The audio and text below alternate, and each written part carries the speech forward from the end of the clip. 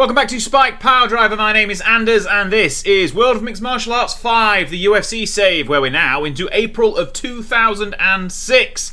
We've got 3 more fight cards for you in this episode. But if you're enjoying the series, make sure you subscribe to the channel. If you're new here, subscribe, like the video, check out the comments. Make sure you tell me your favourite part of the save, your favourite part of this episode, best fight, anything like that. Let me know your thoughts in the comments. Check out the Patreon as well. We've got some great members over on the Patreon page. So if you are able to support the channel monetarily, please check out the link in the description and join some of the fantastic people over there. There's also the Discord, which has some great conversations going on. So if you want to get a part of that, please go and check that out. Again, link in the description. But yeah, remember to subscribe, like, share, comment, all of the above. Right, April Week 1 of 2006. It's UFC 61. Mir versus Fedor for the heavyweight title is what we've got in store for you today. Then we'll have a UFC 62, which is Franklin Silva, and then 63, which is Penn and Edwards. And then in the next episode, we start looking at the light heavyweight championship and the welterweight title as well as we get into July. Before we get into this fight card, which is coming up first, which will see Mir and Fedor for the heavyweight title. We've also got the new series of The Ultimate Fighter to have a look at as well, which will be at welterweight. Mikey Burnett and Jake Ellenberger have got victories in their first round matches. It's Team Shamrock for Frank Shamrock and Team Rampage for Quinton Jackson. So once again, light heavyweights being the coaches, because apparently that is what The Ultimate Fighter is all about. But these are the guys in here. We'll care about them when we care about them. Excellent. Right, UFC 61 to go through tonight. We'll have a look at the championship situation at the moment. Frank Mir is the current heavyweight champion. He has defended it against Arlovsky, who was interim champion, and he's basically held it since May of 2004, so it's nearly 2 years, but now Fedor's here, so see if that changes. Light heavyweight champion is Frank Shamrock, who obviously defeated Chuck Liddell in a recent, I think it was last episode. Middleweight champion is Rich Franklin. He will be defending against Anderson Silva, coming up soon. Welterweight champion Georges St. Pierre, who defended his title against Matt Hughes after beating Nick Diaz, who beat Matt Hughes, and he will then be defending it in the next episode as we make our Quebec debut in game. And then BJ Penn is the lightweight champion. He's also made one defense, and he'll be defending it again later in the episode. Right, UFC 61. We'll get straight into things. We just want to watch the main show. Is that how we do that? Yes. We press the right button this time. They're the prelims. We'll look at those results afterwards and see if anything interesting comes out of the prelim cards. But it's straight into the main show. Right. Main event. Mir is making his second defense of the heavyweight title against Fedor. And Fedor is ranked number 1, pound for pound in the world. Mir is number 6. Mir will have a significant weight advantage. And according to the staff picks, he could win this one. 5 staff members to 2 picking Mir for the victory, which would be, in my mind at least, an upset. But we'll get to that when we get to it. We've also got the return of Chuck Liddell, who's bouncing back after losing his light heavyweight championship. He's trying to get his victory back against Jeremy Horn. Interestingly, before he lost the title, he refused to fight Horn because he wasn't popular enough. But there we go. Horn will be looking to make it 2 wins over Chuck Liddell, but I don't think he has much of a chance of doing that. Then we've got Ken Shamrock, who's returning to heavyweight, and he's facing the debuting Heath Herring, who is possibly the favourite, probably the favourite. He's getting 5 to 2 on the staff picks. Then further down the card, Joe Dirksen against Nate Quarry. This one should be a bit of a pick'em in the middleweight division. 4 for Quarry, 3 for Dirksen on the staff picks. And then the opening fight on the main card is Sean Shirk and Matt Serra at lightweight. I think this is Matt Serra's debut at lightweight. Can't remember if he fought at lightweight last time around or not. Anyway, Sean Shirk should win. We'll get to the main card in a second. They're just simulating the prelims. And here we go. The Muscle Shark, Sean Shirk against Matt the Terror Serra. Opening fight on the UFC 61 main show. And here we go. Shirk moves in, throws a couple of quick punches, doesn't land with either, and then looks to grab Matt Serra in a clinch.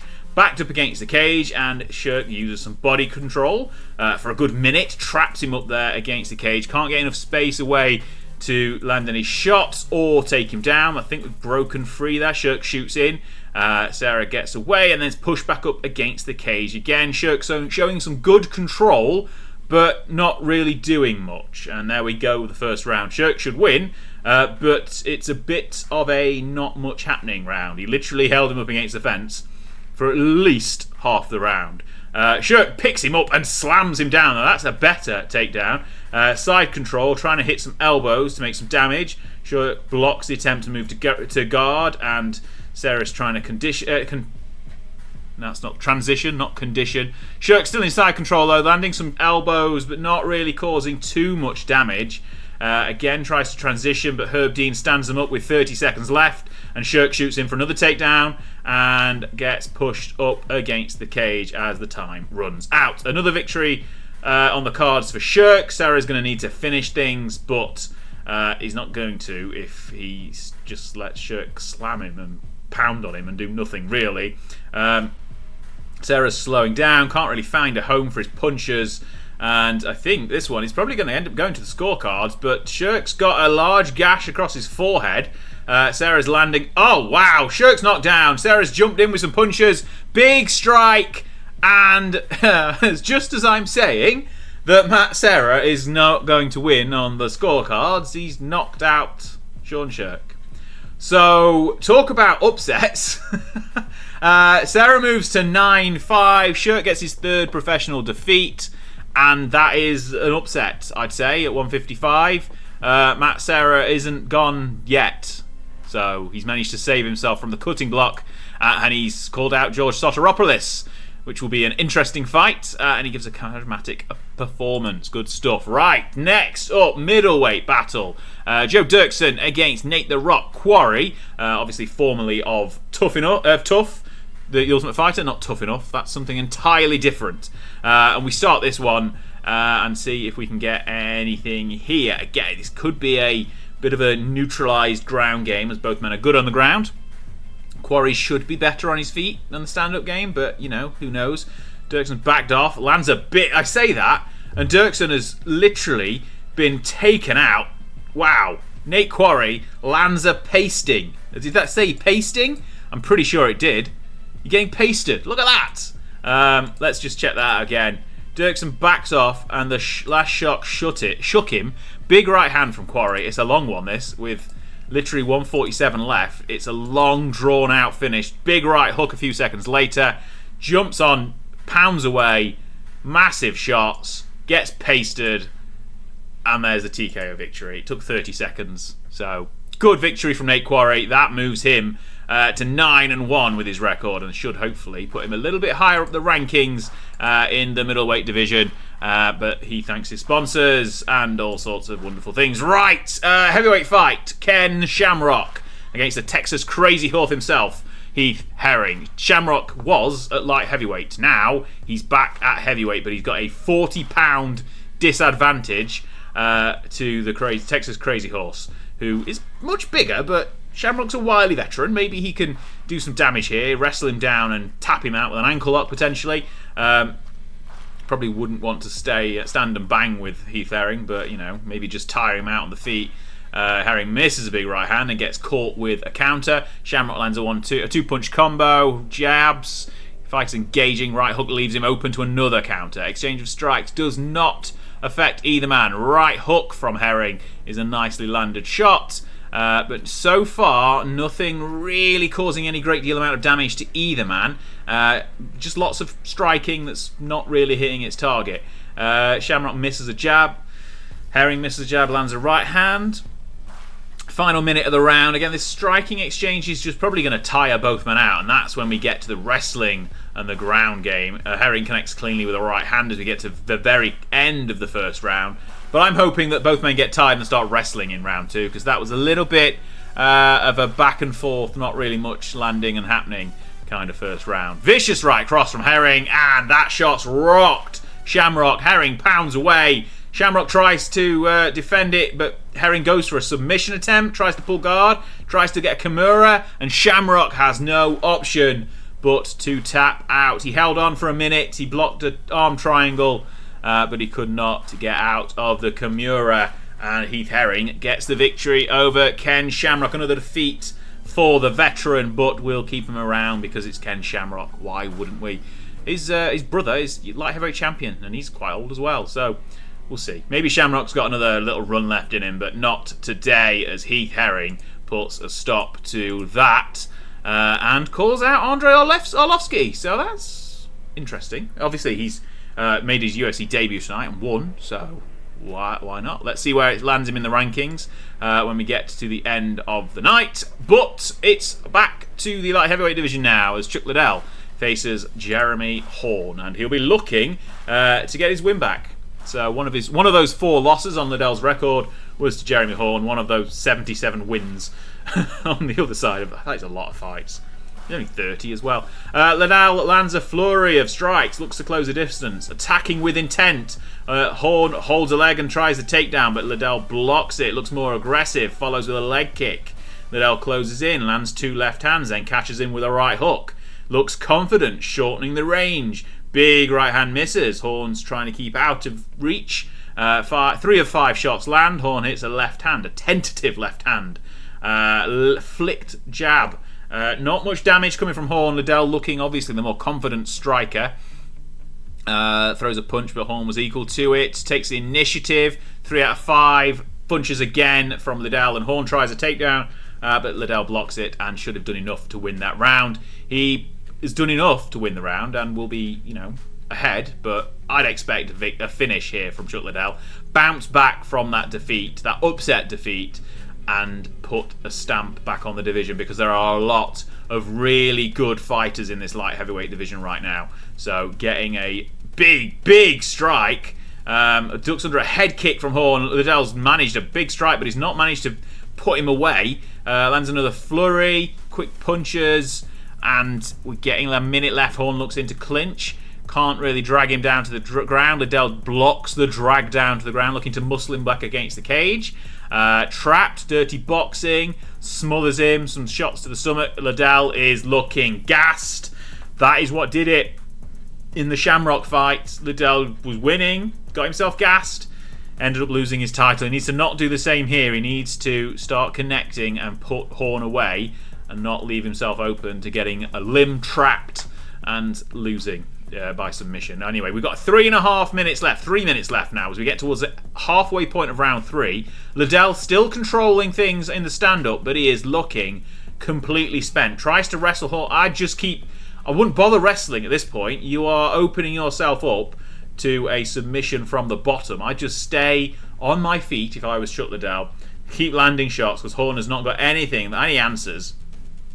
Tries to clinch, tried to pull him down into his guard. Liddell's now trapped in the guard. He tries to get an arm, but he pulls his arm free. And I thought for a second there we were going to get a very another replay of Horn just grabbing an arm very, very late on in the 3rd round and making Liddell tap out. But he didn't, and Chuck Liddell gets the slightly disappointing decision victory. I would have hoped for a stoppage, but sometimes you can't stop people, so a victory will do for Chuck Liddell. Right, main event time. This is what we're all here for. It's Frank Mir against the last Emperor, Fedor Emelianenko, for the heavyweight championship. Now, this one could be huge. It could also be a complete dud, but I'm not expecting that. I'm expecting Fedor to take him down and Frank Mir to tap him out. That is what I would be expecting. Mir's at home. He's got the fans behind him. And Fedor does not touch gloves. We move in close. And Fedor's crunching right. Oh, wow. Big shock. Big shot from Fedor. Knocks him down. Unloading with right hands. Mir goes for an arm triangle. No, Fedor goes for an arm triangle. Mir blocks it. Inside control now. Fedor's trying to catch his breath. Mir gets a Kimura. I can't read. Fedor's looking for the submissions. Fedor's gone to mount. He can't. He can't. The scramble leaves Mir pulling his back. Fedor throws a few strikes. Weak right hands. Tries to skewer an arm from the bottom. Fedor defends it. Fedor looks to pepper with some strikes. A couple of short punches. Wary of submissions though, and Mir survives. Massive knockdown in the first round. I thought Mir was going for submissions. It wasn't. It was Fedor. Let's see if we go another. Say if we can get to 5 rounds after this. I'll be shocked. Mir's running his mouth. He is trash-talking Fedor, who probably doesn't understand him. He can't connect with his strikes, so we're going. The second round has been much quieter. Fedor's looking to strike. He's not landing anything of any significance, though. He looks for a Mir looks for a sweep. Can't get the trip. Pushes him back against the cage. Mir's back against the cage. Fedor hits a nice uppercut and a knee strike to the thigh, controlling Mir. It was some dirty boxing. Knee to the thigh again. Knee to the thigh again. Trapped him up with a quick elbow, and that's the end of the second round. Fedor is going to win this one unless Mir gets a stoppage. That's it, basically. I think that is clear. Mir's got the stamina, though, so maybe he can drag this one out and put Fedor in deep water. Lands a couple of shots and a right hook. Mir's looking to grapple. Flurry at knockdown. Again, another knockdown from Fedor. He's pounded away, and the referee's pulled him off. TKO victory. It was a right hook, I think, or a right cross or something like that. But really, let's take a look at the replay and flick back through a couple of notes because it happened so quickly. But here, right, Fedor comes in with a flurry of 5 quick punches, lands all of them, and then scores a fantastic right cross that knocks Mir on his backside. He then jumps in, rains down the punches, fires away with powerful shot after powerful shot, and the referee steps in. Fedor is the new UFC heavyweight champion of the world. 2 minutes 31 of the third round. Fedor is now kingpin in the UFC, and he has a lot of respect for Frank Mir. Praises his toughness and doesn't call anyone out because that would just make things too interesting, wouldn't it? Fedor's the new champion, though.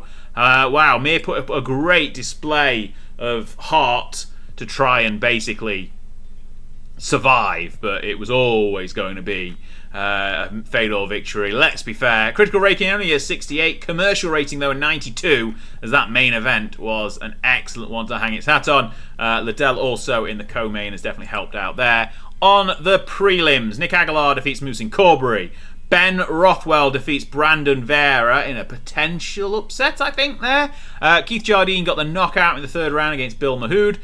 Trevor Prangley defeated Chris Sanford, and then Clay Guida followed up with a victory against Koji Oishi in the lightweight division. But it's all about that main event. Fedor is the new heavyweight champion of the world. Fight of the night for him, submission of the night for Heath Herring, and knockout of the night for Matt Serra in that opening contest, which went to the third round and shocked me by literally doing the opposite of what I said would happen. Fedor makes a ton of money because we are paying him far too much, but for good reason. We are not going to watch the K1 Heroes show because I don't want to, basically. Right, that was UFC 61. We're going to have a look at what it does to our rankings after the fact. We're probably going to have some contract renewals to go over as well. But Fedor is the new heavyweight champion. We have got Chris Sanford retiring. Some contract renewals. Ben Rothwell is now leaving, which is a shame because I was expecting to lose to Brandon Vera, so I didn't renew his contract. Wonderful, wonderful stuff. Right, maybe we'll look to re-sign him again after that victory. Okay, let's have a look at the rankings. Let's update the rankings whilst we're here. So Ben Rothwell's going to disappear, which is a shame. But never mind. There we go. Heavyweight rankings are now in. Fedor is number 1.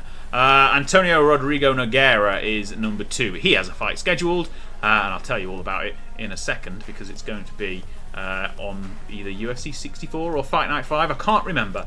But it is against... Oh, no, it's at 63. There we go. It's against Arlovsky at UFC 63. That one was potentially going to give us our next number 1 contender. Obviously, Fedor's already beaten Nogueira. Arlovsky lost to Mir. Barnett is also lining up. He's got a fight scheduled against Rico Rodriguez at UFC 64. I believe he also has a loss on his record to Nogueira. So there's lots of people knocking about. Mirko Krokop's also been signed, by the way. So he should be appearing in this. Or has he not agreed? Maybe he's not finished. Maybe he's not officially signed yet, but we are attempting to sign him. So there we go. He'll be here soon. Heath Herring moves up to 7th. Good victory for him. And we can see the rest of the rankings slowly taking shape. Shamrock comes in at 14th. Now, I imagine Ben Rothwell would have been around that area if he hadn't just left. Anyway, right, that's heavyweight. Light heavyweight, Chuck Liddell stays 5th with his victory. No other real changes there. Obviously, we've got Shamrock and Rampage. Shamrock, when he's finished recuperating, will be facing Rampage for the title. Lil Nog is in here. He's recuperating after his victory over Machishenko. Shogun, we need to get a fight for him in the books. We've got Ortiz and Arona, I think, scheduled. Is that correct? Yep, at UFC 62. Dan Henderson's going to make his light heavyweight. No, is it actually a light heavyweight debut? Because he's got a couple of previous. I don't know what weight division they were at. Were they middleweight? Or I can't remember. Anyway, he's going to be facing Stephan Bonner at UFC 62. And there's probably a few other fights scheduled that we will look through as we go through. Then the middleweight division, we've got a victory for Nate Quarry, moves him up to 6th place in the rankings, slowly but surely getting himself into potential title conversations. Welterweight, I don't think there's any big fights in the welterweight division this time around. And lightweight saw Matt Serra debut into 5th in the division ahead of Sean Shirk with that victory. Does anything else? Clay Guida won as well, but he's just dropped down to 18th because that's the only real movement. Kawajiri has just bumped up to... Someone dropped out. I can't remember if someone's dropped out of the lightweight division maybe. But there's... Yeah, we'll keep an eye on all of those things. But that's the main thing right there. Heavyweight division, new champion. Right, we'll be back in a month's time in game with Franklin against Silva for the middleweight title. And that aforementioned a couple of light heavyweight bouts to see on the main card right there. Right, see you in a second. Fedor, new heavyweight champion. Okay, we have some drug test news before we get into UFC 62. And Ken Shamrock has failed a drug test after UFC 61 for recreational drugs and performance-enhancing drugs. And he claims the test results were mixed up, but it doesn't really help him because he lost anyway. So never mind. 4 losses in a row. Should we be cutting Ken Shamrock? I mean, probably. But who really cares at this point? Right, it's time for Franklin and Silva. We have made a few more signings, stealing people from Pride, that we will get to after the fight card, but it's Franklin Silva for the middleweight title. Also to note, we have signed a deal with Pro Elite Online pay-per-view to broadcast it as an internet pay-per-view everywhere in the world. So it will be on DirecTV and some random Pro Elite Online website, so you can watch it in Africa. Maybe. Right, Franklin Silva, let's go. Or here we go. I can't remember what the right saying is. On the prelims, we've got a lot of people. Jose Aldo's in action. Josh Soteropoulos, they're both lightweight. A couple of other ones that potentially won't really matter. But the main card is like this, which we'll go through now. So, main event. Franklin is making his first defense of the UFC middleweight title. He has finished 4 of his last 5 opponents. Silva has finished 3 of his last 5 opponents. And both are ranked in the world middleweights as 1 and 3. So it's a very, very tightly fought contest. We've got 5 people thinking Silva will win, 2 for Franklin, so it should be an interesting one. We're in Ohio, though, so Franklin will have the hometown support. Then Dan Henderson makes his return to the UFC to face Stephan Bonner at light heavyweight, and this is likely the stepping stone for Hendo to get somewhere close to the title, because light heavyweight is packed at the moment. But it should be an easy win for Hendo. Whether we should be having him in the light heavyweight or the middleweight division is to be determined, but he's making his debut at light heavyweight. He can also fight at heavyweight, can't he? So he's finished 3 of his last 5 opponents, but this is his first fight in the UFC in a few years. And then we've got Gam McGee and Gabriel Gonzaga in the heavyweight division. McGee is technically the favourite. I think he's got a reach advantage as well, but I would be expecting Gonzaga to potentially win this one. But we shall see. It should be a good fight at heavyweight. Then we've got Tito Ortiz making an attempt to get back into the win column against Ricardo Arona. This will be his UFC debut. Ortiz the favourite. And then the opening fight on the main card sees Nick Diaz come back against Jason Black. It's hopefully, or rather should be, a victory for Nick Diaz. Black making his UFC debut. Diaz obviously trying to rebound after losing the welterweight title and sort of slipping down the rankings ever so slightly. Right, main card is underway, and here we go for the opening contest of the main card. Diaz does not want to touch gloves. We're hoping. The idea here is that Diaz gets the victory and bounces back and starts working his way back up the ranks. Obviously, he won the title before anyone expected him to, so getting him back into where he should be is the key here.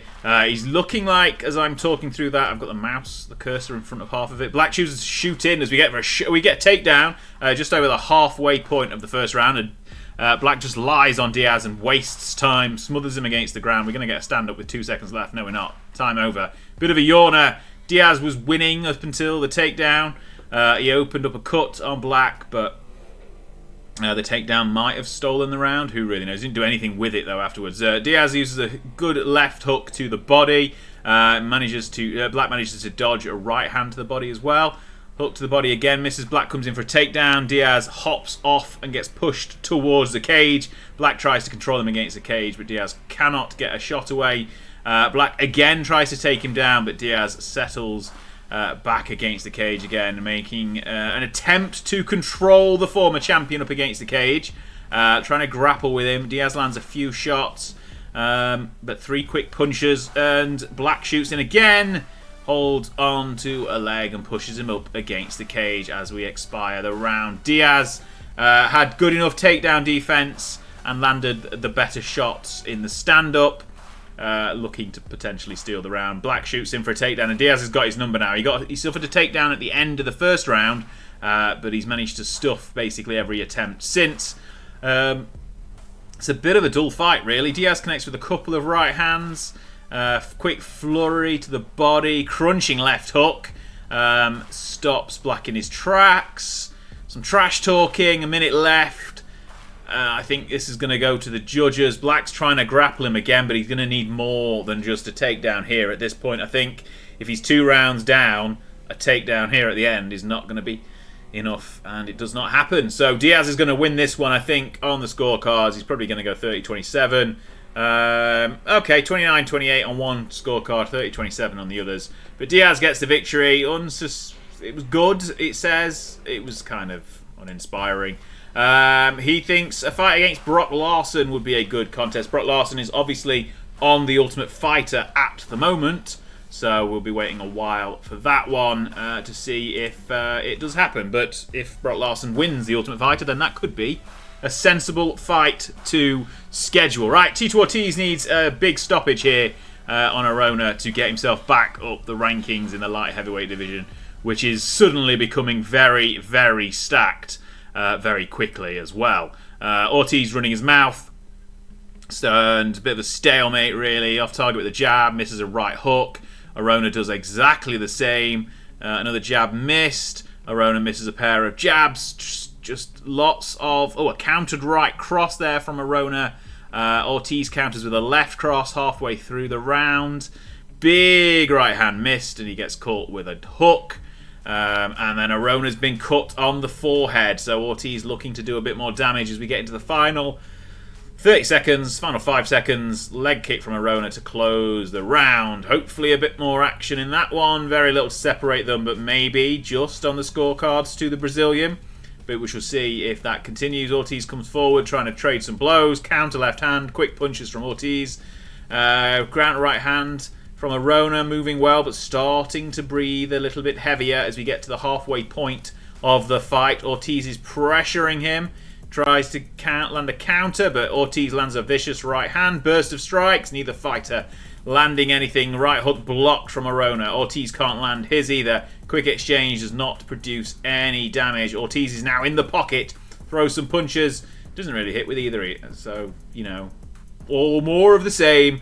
Ortiz with a couple of counter jabs. We're getting towards the end of the second round, and neither man has really done enough to put a stamp on this round at all. It's kind of been very back and forth, very hit and literally miss as we get to the end of the second round. Not the greatest of fights so far on this card. UFC 62 not landing. Arona lands a leg kick just at the end of the round and tries to steal it. Ortiz needs a finish, if we're to go by this commentary. I mean, he probably needs a finish anyway if I'm going to book him into a better fight next time around. Otherwise, I'm just going to feed him to Shogun Rua or someone like that. Glancing elbow strike, foot stomp from Arona. Ortiz tries to return it. Judo throw, Ortiz is taken down. This could be another defeat for Tito Ortiz. Arona's in trying to pass the guard, can't. We get a scramble, Ortiz is up first. Few shots thrown away. Knee strike just above the hip. Ortiz throwing the knees and the elbows, but it's not going to happen. Arona with another judo throw, taken down. And that is definitely a third round to Arona. So if the first 2 rounds go his way as well, 30-27. Oh, 30-27 Ortiz as well. And then it's 29-28 on the final scorecard. Split decision. Tito Ortiz has lost another fight. Wow. I can't say I wasn't surprised by that, but kind of am a little bit. Ortiz definitely on the downward trajectory in a very, very jam-packed light heavyweight division. Now it's a 6'10" giant Gan McGee against Napao Gonzaga, and we are straight into it. McGee tries to take Gonzaga down and manages it, gets side control, pounds away with elbows. Gonzaga's not troubled by it, gets into half guard. McGee's trying to catch his breath, maybe punched himself out already. Full guard, tries to get to full guard. Scramble, up to their... half guard. I thought they were getting up to their feet then. Gonzaga's trying to get a bit of a better position. Not enough separation though. Gonzaga's unloading with elbows at the end of the round.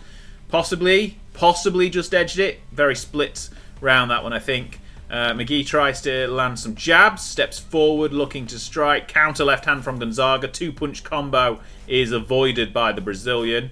I think he's Brazilian. I'm pretty sure he's Brazilian. He's fighting out of Massachusetts though, and he's been cut under the eye by Gan McGee. Gonzaga tries to get some grappling. Left jab misses. I'm not sure what's going on in this one. Neither man in the second round is going for a takedown. I guess that's McGee had success with the takedown, but didn't really have success on the ground. A minute left. McGee's definitely slowing. Can't connect with any shots. Gonzaga shoots in for a takedown now. McGee cannot stop it. Pulls guard. Elbows from the top at the end of the round. McGee potentially still in that one, but it's very, very even. Both rounds very even. It will all really, I think, down to this third round for me. But I'm not the judge, so I don't know. When Gonzaga shoots in, gets a hold of the leg, drives him up against the cage, tries to trip him, does. Outside leg trip, Gonzaga takes the back off the takedown. Tries to get his hooks in, can't, fires away. Clearly hurt by a couple of shots there. Still tries to get his hooks in. Trying to roll off his back. Again, hooks can't go in. Blocks the roll attempt. Gonzaga is controlling this round, but we've been stood up with 44 seconds left. And I think this is another one going to the judges. Gonzaga's trying to grab him again. Backs McGee up against the cage, and we are out of here. Another trip takedown to finish the round. Not quite. And that is it. 10-9 for Gonzaga potentially. Let's see on the scorecards. 29-28 for Gabriel Gonzaga, who probably deserved the victory. But it was, again, not amazing. No fight so far has blown my socks off. My socks, I'm not actually wearing socks. But if I was wearing socks, they would be well and truly on my feet. Dan Henderson, dangerous Dan Henderson, against the American Psycho Stephan Bonner. Light heavyweight, this one should hopefully be a little bit more explosive. But, well, I've thought that about some of the earlier fights. Clearly, I was wrong. Henderson scores with a left hook. Bonner tries to throw some strikes back, but doesn't manage to land with anything significant. Left jab doesn't connect. 1-2 from Henderson. Misses a right hook, but counters with a jab and a kick to the leg. Still, in the second half of the fight, nothing massive has blown off yet. No wrestling, no massive strikes. It's just been one of those fight cards. Nothing's been amazing, and we're 4 minutes into this round as well. And are we going to get something big? I'm hoping. Henderson lands a left hook, cuts Bonner open. As the end of the round, dodges a right hand, lets a powerful right hook and knocks him down at the end of the round. Can he manage to survive? He does. Just a big right hook knocks Bonner onto his backside. The shots come in, but he manages to just about get saved by the bell. Henderson deals with some shots. He needs to kind of push his advantage here. Lands a powerful straight right, and Bonner's down again, pounding away with heavy shots. This is it. Finally, a stoppage. Dan Henderson with a knockout victory. 125 of round 2. I think if round 1 had been 6 minutes, it would have not gone to round 2. But Henderson gets the victory. He's older than I thought he was going to be in 2006. But still, I suppose it's Dan Henderson. Natural charisma, shining in these sort of settings. Praises Stephan Bonner for his toughness. And finally, a good fight, or an exciting fight at least. Franklin and Silva in the main event. Let's go straight into it. Middleweight title is on the line. This is anyone's pick, really. Herb Dean, the referee, and we are underway with Franklin getting massive cheers from the home fans. And we shall see what happens here. They come together with a few strikes. Silva with a right kick to the body. Franklin has a right jab and then a left cross blocked. Franklin hits the rat. He's been knocked down already. Silva's firing away. And we are done. Just like that. TKO victory. Anderson, the Spider Silva, is the new middleweight champion. Let's see what shot it was that knocked him down. Silva attacks with 3 quick punches, lands 2 of them, and then lands a left kick to the head. A powerful head kick. Knocks him down, rocks him, jumps in, hammers down with punches, taking shots after shot. And Anderson Silva stops the fight inside 2 minutes. Ace Rich Franklin is no longer the middleweight champion. It's all Anderson Silva, and he celebrates a great victory here. And this came alive a little bit, didn't it? 2 fights with some big finishers. The first 3 on the main card were not amazing. On the undercard, we had victories for Drew Fickett, Jorge Rivera, Jose Aldo, George Soteropoulos, and David Lusau over Ivan Saliveri at middleweight inside a minute. Looks like the prelims were potentially a little bit better. Aldo won with a knockout knee. Wonderful. Right, that is that. 70 critical rating, 68 commercial rating. We've got a bigger fight card coming up, and we've got some popularity increases across the board. Excellent. Good. Move on. Henderson got his knockout of the night. Anderson Silva wins fight of the night, and Franklin as well. And Drew Fickett gets the submission of the night. And that is the end of UFC 62. Ortiz taking home the biggest purse, even though he lost. So there you go. We are not going to watch any of those fights on the M1 card in Moscow. I think there's another card as well tonight. Is there an independent show, local show, potentially? No, Jungle Fight 9's on as well. We'll skip all of those. And what we'll do is we'll have a quick look at what the rankings look like in after UFC 62 as we head towards it's nearly the halfway point of 2006. I think we are now officially a year into this save game already. Feels very quick, but there we go. Oh, look at that! Wanderlei Silva signs for the UFC. That's taken that, hasn't it? What else is happening? Stephan Bonner's been hospitalised. Loads of other stuff on here that we will get to as well. Contract renewals up for a lot of people. Wanderlei Silva signed as well. He has, however, just lost to Alistair Overeem at Pride 34. Overeem taking the Pride middleweight title, but also we are trying to sign Overeem as well, so he might be joining us very, very soon. We're going to go through the news at a later date. Let's get to what we want to get to, the rankings, and we can update our rankings here, and things change a lot, potentially. Anyway, in the heavyweight division, Fedor is still ranked 1. We've got Mirko Krokop, however, joining the ranks. He comes in at 6. Rob Broughton has also joined us. He's down at 17th, though. And Gabriel Gonzaga moves up to 10th with the victory. Not quite taking over from Gan McGee, who's down to 8th. Light heavyweight is going to be chaos for a while. Shamrock and Rampage will be the title fight next. We've got Shogun needs a fight. Wanderlei Silva's now here as well. Dan Henderson's victory puts him up to 9th. Liddell and Couture are still knocking about. Lots of other things happening, I'm sure, but we'll care about them at a later date. Middleweight is where it's changed at the top. as Anderson Silva becomes champion, takes the top spot from Rich Franklin. Jorge Rivera getting up to 13 with his victory on the prelims. Welterweight, no real changes. Diaz still 6th. Sanchez now 7th. I think we're going to have St. Pierre and Chris Lytle is the next title fight, I believe. I just want to check that. Yep, so that will be at UFC Fight Night 5 in Quebec. Hometown fight for GSP. Brock Larson's on the Ultimate Fighter. I'm expecting him to win that, and then hopefully he will be next in line for a welterweight title shot.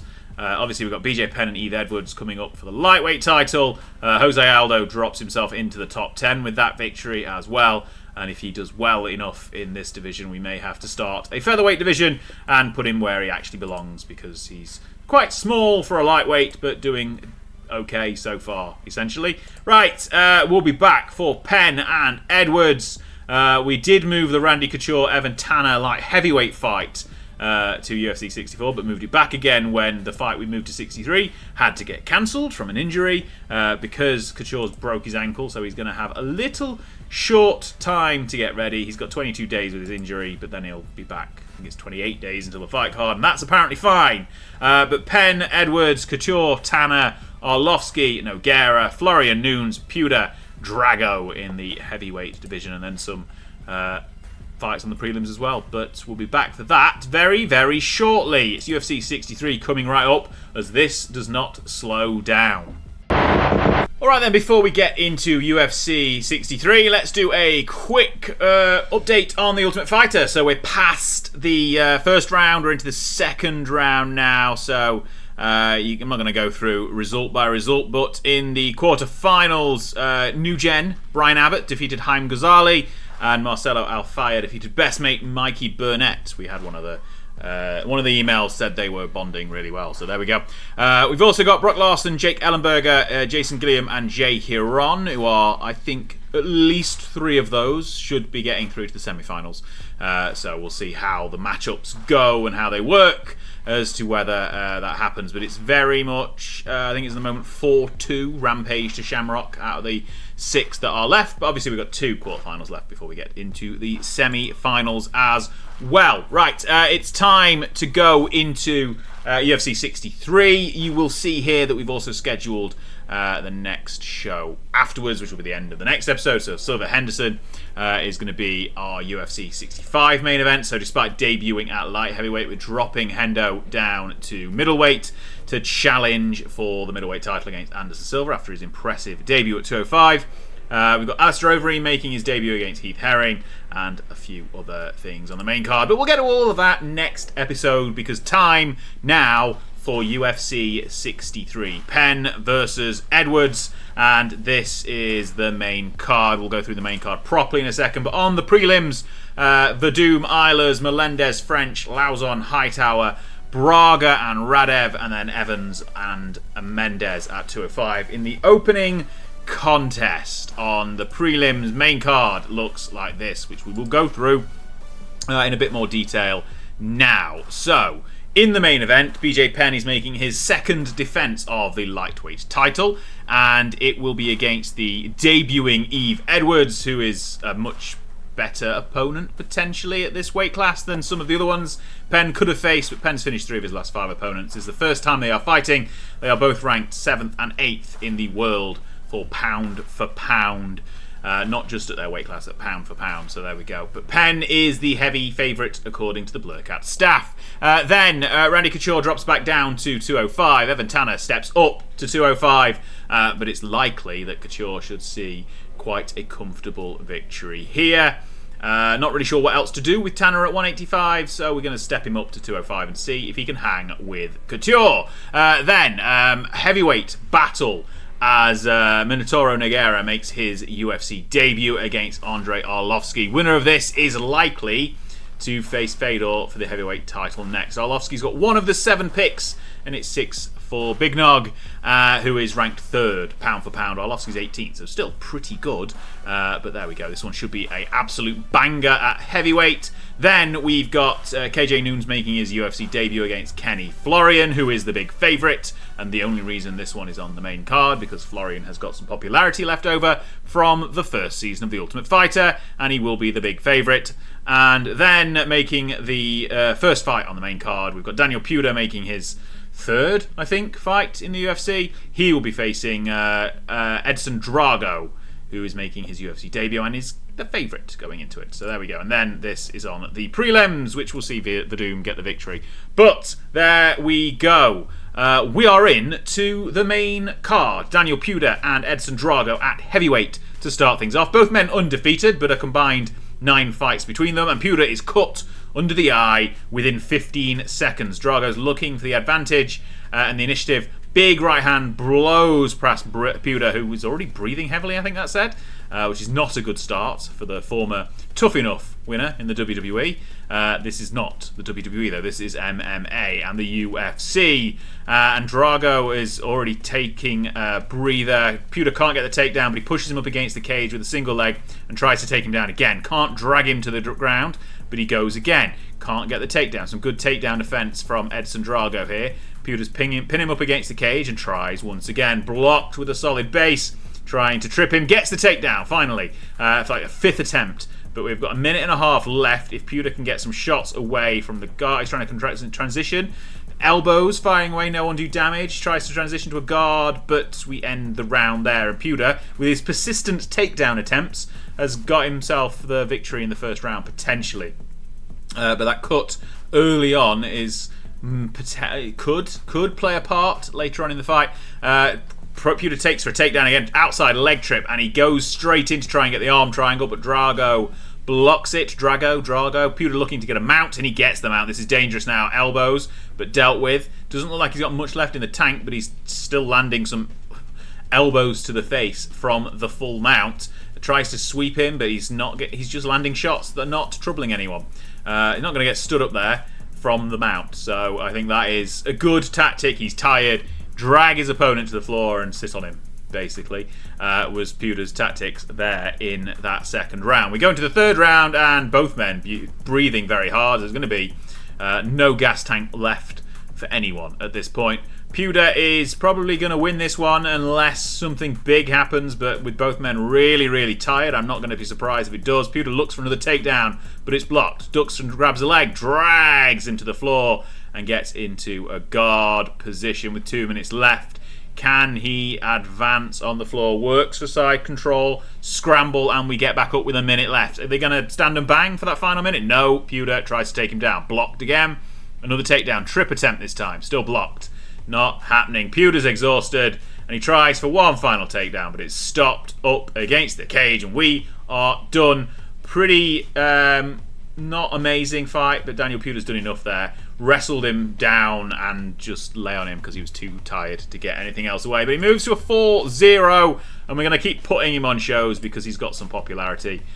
So why not? Let's just keep going for it. Right, speaking of popularity, is Kenny Florian up next against the debuting KJ Noons at welterweight. Obviously, Kenny Florian really is a bit small for welterweight, but let's see if it doesn't make a difference. He's a heavy favourite, so he's got to win this one, really. A minute and a half in, Florian's landing a few strikes, counters from Noons. Florian again looking back and forth, but we are looking for some roundhouse kick to the body. Noons looking to secure some more strikes. Florian misses a big right hand, studies the opponent, steps in. Florian looking to engage, left hand jab. Watched all the way by Noons as he steps in again. Minute left of the round. It's very back and forth, not really amazing first round. Florian's probably got the edge, but we shall see. Oh no, I'm wrong. Noons has got the edge. Buzz in the air. They didn't think Noons was going to start this well. Looks in, steps in, ready to counter, but he doesn't. We are right hands dodge, counterattacks. Noons is taking some breaths. Let's see if that works for him. Who knows? Noons look confident, going to shoot in, but he gets punched. Florian shoots in this time for a takedown, and it's successful. He's got him to the ground. Now he needs to pass and get a submission with a minute left in the second round. Is he going to get past half guard? Too skilled, gets side control, elbows, knees, lands away, but nothing really there. Florian takes that second round, and we are potentially even on the scorecards as we go into the third, but Florian is definitely in the ascendancy after that takedown. Spinning kick to the body is missed, I think that said. Steps in, but Nunes is just watching him. I think he thinks he's got the edge on the stand-up, and it looks like he potentially has. Halfway through, Florian appears to go for another takedown. A little fatigue for Nunes. Flick with a weak flick. Punch, nothing here, breathing hard, looking ragged. Florian again takes a takedown to finish the round, single leg takedown. That's going to be enough to get the scorecards here, I would imagine. Elbow strike, he's cut him open, 30 seconds left. Is he going to slice his way to victory? Well, if he does, it's going to be on the scorecards. So there we go. I think that one is going to go to Florian, 29-28. Ken Flo wins the fight. It's not amazing, but it will do just enough there to finish that one for Kenny Florian. Will he do anything in the post-match? The post-fight? No, just showing some respect. Excellent. Okay, then. Next fight. Arlovski against Big Nog heavyweight. This one I do not think will last long, but we will get... obviously, we'll see about that. Minotauro is the favourite going in, 310. Anyway, we'll see whether that pans out. Arlovski hits a left hand. Minotauro scores with a jab. A couple of exchanging with punches here. If it goes to the ground, which I think is what Arlovski's probably wanting to do, Big Nog may have the advantage. So maybe they're just going to sort of cancel each other out and just strike, which is what they've done for the first 2 minutes. And it's not any big bombs just yet. 3 or 4 punches land for Big Nog. And yeah, this is quiet so far. Burst of strikes, neither one gets caught. Right hand absorbed. Failed to find a right cross from Arlovski. 1.5 minutes left. Jab to a right hook. Another jab taken on the gloves. Arlovski's throwing some quick punches. Very even first round. Right hand is avoided by Arlovski as we fight back, and he potentially took that first round. We'll see if that is correct. But he scores with a left hook to start the second round. Jab misses from Minotauro, but right hook lands. Left hook to the body. No jab landing there. Starting to slow down a touch is Minotauro. Slips past a right hook attempt, though, and lands a good shot. Right hand connects. All stand-up so far. Very much all stand-up.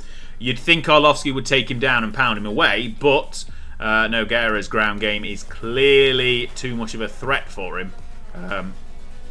And again, it's just boxing at the moment. 1-2 lands from Minotauro. 2.5 minutes left. Going toe-to-toe with the strikes once again. Again, nails with a right cross there from Arlovski. Nobody's really managing to land anything big. Right cross is blocked. Coming together. Nothing doing of it. Minotauro's potentially slowing down now, so maybe that is going to provide the opening for Arlovski, who's got some good hand speed to finish the round, and again, looks like he's got that one. So are we going to need a finish here from Minotauro Nogueira, which would be an upset if Arlovski... potentially an upset if Arlovski... Oh, big strike, real big trouble. Arlovski is vicious shots. Taking the initiative first, setting up with a right hand. Oh, okay, maybe not as... Another takedown attempt, single leg. Minotauro gets the takedown. He got rocked by a big shot. He's now in side control. Scramble sees them up. Elbow to the face in the clinch, and Nogueira is cut open. Arlovski lands a knee. Much better last round as they're getting tired. Dirty boxing. Tries to clinch with an elbow as well in there. Another flurry of punches from Arlovski. Now he's breathing hard. Retreating. Minotauro's punch drunk, and Arlovski knocks him out with... Oh, no, he don't. Knocks him down. I thought he knocked him out. And he's tried to trap a leg in the half guard. We're still going. We've got a minute 30. Wow. Okay. Sorry, I thought that said knockout. It was a knockdown. It was a big shot. And I think Arlovski's done enough in that last round to take all three and win by decision. Arlovski puts himself right back into title contention. Does that now? If Nogueira had won, that was definitely going to be setting up a Fedor fight. Do you think maybe that sets up an Arlovski Fedor fight? I think it might. Let's see if Arlovski calls him out. He doesn't. He just praises him. Right, next up, co-main event. It's Randy Couture against Evan Tanner. Now, Randy's coming down, I think, from 265 from heavyweight last time around. I'd say 265, 220 probably. But he gets a takedown early on. and looks to basically impose his will. He's just sort of leaning on him at the moment. Blocks a sweep, 2.5 minutes. He's just had control for the whole round. 3 minutes, basically, of ground control. Attempted sweep is blocked. A few right hands. He's not really looking to finish him. He's just controlling him. Mario Yamazaki stands them up with 40 seconds left. But that was all Couture. Took him down. Lay there, basically. Tanner misses a vicious right hand to start the second round. And the fifth round then. Couture muscles him up against the cage. Controls him with some dirty boxing. Looks to inflict a bit of damage, but he's just getting control here. Tries to counter, does Tanner. I think basically Tanner's probably going to have to submit him or knock him out, I think. Because I think in the wrestling side of things, even though that's Tanner's strength as well, Couture looks to have the edge. We've got a minute left of the second round, and it's been very much Couture doing whatever he wants. And he's taken him down here with 35 seconds left. Tanner looks to grab an arm triangle, or rather, no, gets his leg up for a normal triangle, but it's not enough, and it's a second round that looks like it's gone Randy Couture's way, and we get the final round underway here. A minute gone already. Missed some shots on the feet from Tanner. Couture lands a big right hand and then goes in for a takedown. Tanner has to pull guard. Couture again, trying to land some shots. Tanner looking for submissions, but Couture is just managing to stay free. Keeps his arm out of the way for a triangle. A minute left. Trying to pass guard, gain better position, isn't able to. He's just happy sitting in his guard. Tanner's throwing up triangle chokes, but it's not making any difference. And we stand up with 3 seconds left, which was pointless. But Couture has won this one at 30-27 on all 3 scorecards and gets another victory at 2:05. Probably not unexpected, but maybe would have hoped for a finish. There we go. Randy Couture is going to the club afterwards. Come party with him. Right, main event time. BJ Penn, Eve Edwards. Can we get a good finish here and a good fight to end the crowd's evening? As Eve Thomas is native to Texas, I think, or at least fights in Texas, so he's in the hometown crowd, and we're underway with a minute gone already. Penn looking to be the more aggressive fighter. Right kick to the head. I don't know whether it landed or missed, but I definitely saw a right kick being thrown. Right hook is missed. Another glancing blow with a head kick. Penn's coming forward, starting to trade blows. Edwards hits a jab and misses. Feints. Quick flurry, lands 4 punches. Edwards with a tentative right hand. I don't know what Thug Jitsu is, but is it the same as Jiu-Jitsu? Edwards is knocked down. 35 seconds left. Penn looks to pounce. Big strike, rocks him. And he is the winner. BJ Penn. Wow, knockout punch. Let's watch that one back again. Finally a finish. If we see here, what was it? He slips past the left hook and attacks with a jab and a powerful straight right. Puts Edwards on his backside, and then he jumps in, rains the punches down. Several shots landing, rock Edwards, and Eve Levine steps in for Eve Edwards to call a night on that one. BJ Penn makes his second defense of the lightweight title. Now potentially that I don't know who's going to be the next challenger, but he's celebrating again. In fact, I'll show you my notepad of where I think we'll go with some of the divisions in a second. Critical rating only a 68, commercial rating a 91 though, because Penn and Couture are big headliners. On the prelims, Verdun won as expected. Melendez and Lauzon also won as expected. Wanda Braga won his debut at welterweight, and Rashad Evans got the victory at light heavyweight as well in the opener, so nothing unexpected.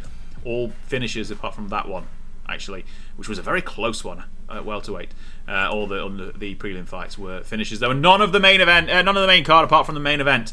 We get some gains around the world, but I want to quickly show you. Yeah, that's fine. BJ Penn gets some awards. Fabricio Verdum gets an award as well. I'm not watching any of the Shuto show because I don't want to.